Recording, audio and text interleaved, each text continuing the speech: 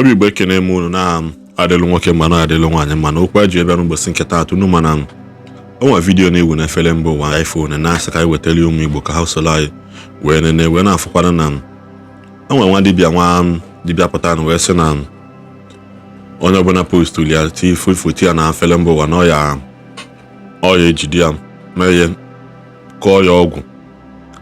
Nwanne anyị nwoke bụ udu mmiri nwa akalụ wepụta wee kwuchie okwu maka the vidiyo wee sị ya nna na ebe isi enye ndị mmadụ ọgwụ maka na epost m na vidiyo nya ndị another Dibia tricks exposed.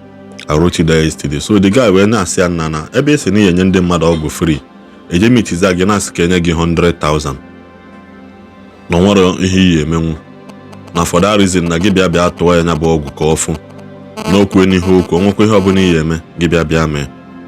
So nya bụ dibịa wee fụda bụ vidiyo wee bịa wepụtazi efere mba ụwa n'ime mgbede abalị wee sị na ebe ọ dịla ada na udu mmiri nwa akala nya ha na-abụghị ya anwakwana ka afọ ka a na-ekwu udu mmiri nwa akala buru ụzọ wee tụọ ya nke wee sị ya na n'ụlọ ọkụanị ọmandịlị ya na mma na-eke na ọrịa n'afọ na nkwọ ahịa na-anọ ụbọchị na-anọ eji mara Igbo. So nwe na-asị ọdụ ka drama ọzọ ebido na mana nwere ihe ọzọ anyị dị mma na ihe ọbụla apụta na efere mbụ anyị ekwu ya kwuwa ya mma wee na-asị onye ọbụla ma na o nwere ike o ji nya biko nya mere ka ana Igbo anyị dị mma ka mbuze medewe na ana Igbo anyị ka kidnappers na Fulani herdsmen ngwa ikwu na aka ọnụ solu udo ọgwụ nọ o wee cheta na alụ n'ụzọ unu aghọtana ihe niile a na-amakwa n'aka na mma afọ ọkwa n'ụlọ ọba mana before then sha enenegodo na ihe na-akpọtụ n'efere mba ụwa for now anyị anachiata azụ. Okolobịa na ibi ya bụ n'okwu ọnụ ife na mbụ okolobịa ji akala okolobịa ibi ya si ada na ịka okolobịa ibe nwe ego ọ bụ na ịka okolobịa ibe nwe ọgwụ mana ọ bụrụ na inwe ego ma ga enwere ọgwụ ndị ahụ nwere ọgwụ anapụ ego ahụ inwere apụta ọ bụrụ na inwe ọgwụ ma ga enwere ego ndị ahụ nwere ego adawụ kpalọva bụrụ ji adị enwere m ọgwụ nwe ego bụ mmiri nwa ọkalụ ọ bụ gịnị ka na-akpọ enwe vidiyo mme bịa bụrụ the video tinye na your timeline na-asị na ọ bụrụ na akpọba ndị nwere ọgwụ mụ wee soro na ndị nwere ọgwụ si ọ bụrụ na mụ nwere ọgwụ mụ tụọ na-alụsị nyewu deti a na-eme atụlọ mmadụ na-alụsị onye mara eberike agwa na ọgwụ ka m na-agwọ na n'ime akọla akụ ịtụ na-alụsị. People that have been coming to my place will testify to this. O nwere ebe a na-adị ekwu ọ bụrụ na nwatakịrị avụ ebe okenye duru nwaanyị baa n'ime ụlọ nwere etisi ya naanị na-enye anya n'ebe ahụ ọ bụrụ na nwatakịrị ahụ enyetara ike ọgbọ n'isi onyote ịpịa ụtarị ọ bụrụ ka o ji adị anya bịara ka igbuo mmadụ ibe anyị bịa bụ ka ịzụ ọra na eze mana ikote okwenye m maka na this very thing vidiyo onwe mmere abụrụ maka gị onye nji maka ya nwee mee vidiyo onwe bụ that very blog avụ nwere nnukwu afọ nke abụọ bụ na enwewe onye tụrụ ya na alụsị nwebe ebe alụsị melie onye abụ ka nji maka ya mee this very video akwado ụmụ ọgwụ akwado na-echi ya ka o mepee ọnụ ọmụ boji ala kete ma ọgọ jaju ese mụ na wee na-egwuru egwu mana ikotewo m ibe mmemme riri nne mana believe I bet you online so na-enye 7 days etu na alụsị ama m na ọ dịka ibe ahụ ka na-eme expect mmadụ akalego dịka ibe ahụ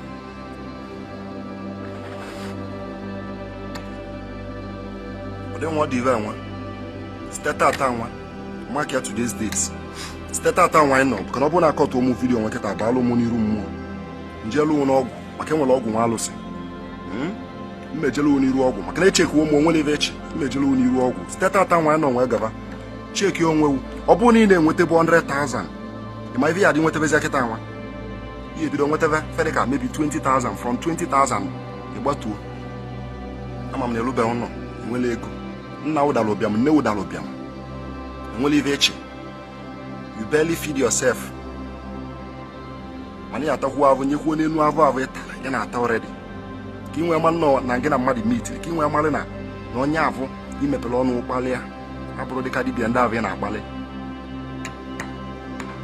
ọ bụrụ na ọbụla maka kama asị na egbuo mmadụ na amesịa na onye avụ ya ata avụ ụdị nwee nọ ive nwa obele nwa ka ịbụ with even 3,000 naira anamuni. And when one video on your post, Dibia, say Nancy Nancho Indian them money all free. And I get on my inbox and see only have 100,000. I made that very video, I posted it. One day money, Nachom can yell money 100 people. I said it clearly, 100 people only. How many followers do I have? I have about 8,000 plus. And you expect that very offer to last for long? Isiagu hauma. Ngewa bonye leso eni vonya love na-eme. Isiagu hauma.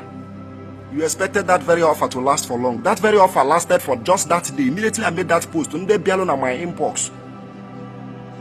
Biadelu mive. We are see ego yeji we go tem mive yeji we bana ya bu mo. After that I deleted that very video. But I see somebody coming to say that mune 100,000 nifen ku na eme free. So nde mmadụ izuzie nka na eme no mo bive mulo. Obu no nwele ebe evil na eme after ka mmadụ mesi free something or ime or ka continue na eme that free something. Ga na ebe avu ga eme nu. Must you come out and talk about me? Egwu na tuhawo. Ode nwa ni va mam no nwele ebe mu na wo de no odi. Obuno can lap go even the no go lap nke de na alusi and ma tolo de alusi, so forget about that. Obuno can lap even the no go ka mu na wo face to face. Etie mu iva akpo Igbo be bulozu. Mu nwa hulia. Obu government atu omu wonga ya putaro. Maka enwe m contact. Ntu wonga ya putalozi. Mana gwo m even memewu, at least kinwe nwelu nka avu nwe malo na nwoke ni biara bu n'okwu onu. Even memewu step that time why no we gava check business have in them even in a bido yasava even in the ayasa contact ni Ishi na nyelo waka bani na ebido na agbachi one after the other nko video nweketa I will infect it even in a bido lovolo iya kweta na even na iya mana ngena mmụọ jam no block na mmadi eju anya malu mo ge mbido lo ya agwa woni even na alo so go lu an ana emesiri mu chele asi ga mevivo ma kwadi lora na eze na mma kwadi nwoke na mmadụ nwaanyị na mma that doesn't mean that anyị enwe nwele vai ma na nibe nnekwu ala kata bụ ọgwụ mpele mmụọ bụ ọgwụ nije na above Dibia ja lụọ ọlụ Dibia avụlụsi alụ ọlụ ava gaziro doesn't mean that every other Dibia is scam maka ịkwụwa ọgwụ ka nji ekwu ayeste na akwụsị mmadụ ọgwụ na sị mmadụ n'iyi eje na aja na ekpu alụ ọmụkwuli nwere ibe na-eme ụmụ nwa bụ ebedike ịgbaka ịgba ibe etipu ama m ibe na-eme anọ m ife na-ekwu ozi eziri anwụrụ ọkụ erigo enugwe ntị mana ọ jọgburu onwe ya na ebe ụwa na-ene anya ka ime ife agha afụ anya mana due to the fact na Igbo a spiritual coward ị na-achọ ime ife ama mfụ anya kedu ezi ka ụwa ya esi wee mara na ọgwụ gị na-ere ife m na-eme expect ka ịpụta mee mụ ife wee imesịa m ụwa na-afụ ya anya na that Facebook ejiri ewe mmanụ na ngwa n'oke Dibia mere ife a ị na-asụ ụwa na ife m na-eme ya ayasa ebe ụwa mara ma mmerikwara nri kịta ma mmadụ eri nri onwere onye mama nwee moto ma enwee moto onwere onye mama rụrụ ụlọ ma arụ ụlọ maka na adị m epost kedụzi ka a ga-esi masị na agụ onwe egbu egwu mgbe ọ ga-egbube m ebe ọ bụ na ha mara ma agụụ na-egbudu m nkịta m na-ekwu okwu sef kedụzi ka ụwa ya esi wee mara na ọgwụ ga-erego o gosi na ịbụ spiritual coward maka ọ bụ na ịbụrụ spiritual coward ị ga-eme ife ụwa na-afụ anya ọ bụrụ ofu ụkwụ ka ojie m ọ bụrụ ụkwụ na-abụ ka ojie m ọ bụrụ ofu aka ka ojie m ụwa pụta na-afụ ya sị na ife ebube dike mere udu mmiri nwa aka alụ mana mba ịpụta na-asị na mma mfụzi ife m na-eri ya mama mma na afụ ka m na-eri kịta so ọ bụzi na eti na m afọ ọzọ kedu isi ka ụwa ya esi wee marụ ma ọ gwụga arụgo ọrụ. This is the words of a coward. Mee ife a na-afụ anya ị na-agbagharị na mma mfụzi ife m na-eri adị m epe osugbu ma m na-eri nri ma mmadụ eri nri so kedu isi ka people esi wee marụzi na ife anyị mere m arụgbago ọrụ chọrọ ofu ife a na-afụ anya pụta bịa mee m nọ ife nsi gị mee ịpụta na-asị na ọbụla m na-afụ 100,000 fụba 20,000 kedu isi ka ụwa ya esi wee marụ like coward. Besides, marakwa na spiritual battle ka mụ na gị na-agba ịhapụkwa spiritual baba physical, ụwa na-enekwa gị anya. Mgbe aka ya amazi ma nwere kọntaktị ahụ isi na m enwelọ, ọkwa spiritual battle. Ịhapụ ya makpuo na physical, people are watching you. Nchegidekwa ya, ọkwa spiritual. Ọ bụ na nọ village, ọ karịdịrị n'izi, mana o nwere mma na ebe a kpotu ụmụ mmụọ niile nọ n'ala na-enwe ya agbagote. Anyị agbagote town, and ha agbagote na-esend ha straight to Anam. Na-esend ha straight to Anam before 12 midnight. Anọghị Anam wee dị egwu iri n'ahụ, erigbe ebube dike. Mmụọ abụ nwanne enwe makwa gị na-ekwu eme ife gbasara ife mmụọ. Ọbụkwa mụ na gị na-abụ ya kwọtọ ife ahụ. Ana m ajele nwa nke obele bịa nọchie. Ọkwa na emejele nwa nke obele bịa nọchie. Obele bịa nọchie nwa agụ n'ụzọ egbu mmanwụ. Obele bịa nọchie nwa agụ n'ụzọ egbu onye heu ọbịa m n'ahụ. Akpọkọ m ngwu ụmụ ọlụma, akpọkọ m ngele dibia na-enwe, akpọkọ m ọgala ugwu, akpọkọ m omela dike, akpọkọ m alị na-enwe. Tụrụ gbagote akpọkọ m egwu m, akpọkọ m chi ọnụ ụwa. Tụrụ niile gbagote lụta ahụ. Ụlụ bịa gaa Anam, bịa n'ọrụ m ọgụ. Ụlụ gaa Anam bịa dee onye a uri n'ahụ. Ana m ejele onwe nwa nke obele bịa nọchie. Ana m agara onwe nwa nke obele bịa nọchie. Obele bịa nọchie nwa agụ n'ụzọ egbu onye obele bịa nọchie nwa agụ n'ụzọ egbu mmanwụ. Igburi arụ. Wala ebube dike abara uru ịbịa kwuo ife niile online. Abụrụ m a man of too much words. Mana ife mma achọgwa gị this night bụ mma akụchi gị this night na-eke, kuchie gị n'Orie, kuchie gị n'Afọ, kuchikwuo gị na Nkwọ. Those 4 escape routes ihe esi wee mee escape spiritually. This night ka mma block chaya. No need to talk too much online. We shall meet in the spiritual realm. Anyị afụ na mmụọ because na aya mmụọ ka anyị bidoziri ịnọ kịta.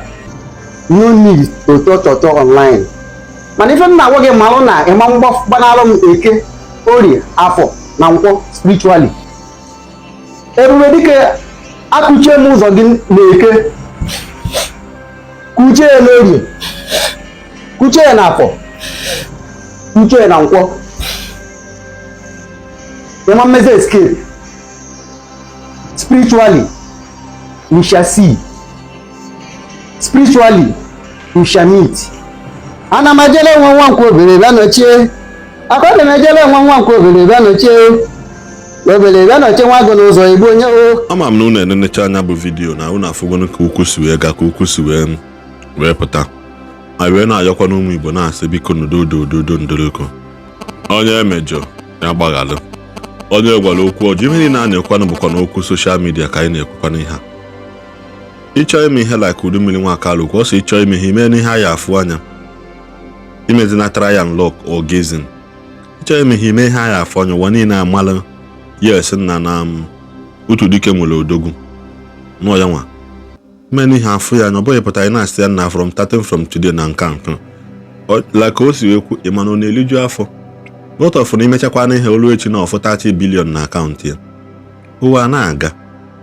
Na ghọtala, achọghị m ihe mee ha na-afụ anya si oke nna site n'ụbọchị nkịta lụọ na ụka ndị wee na-atụkwa kwukwu enu iche anụ malaki mgbe perikome ha. A maka na asịfụ na amakala ike apụtakwanye n'ama. Adụ onye ọbụla nkwụkwọ, onye ọbụla amakwa na nna na onye ọbụla nọkwu ya. Amakwa nna dike ka nọkwa. Mana ihe unu na-apịta ọzọ kịta amala enu mala na onye amara na-akọja ntị. You guys will accept Christ as your personal Lord and Savior. Na kwa Jesus na-ewuzi. Also first kwa Jesus bụ Ishi.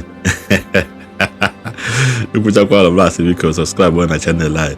Wee na notification kunu sela anyị na-enweta notification mgbe ọbụla I post a video for na asị na ya dịla onye ọbụla na mma. Igbo bụ Igbo. Anyị nwere mgbe ọzọ.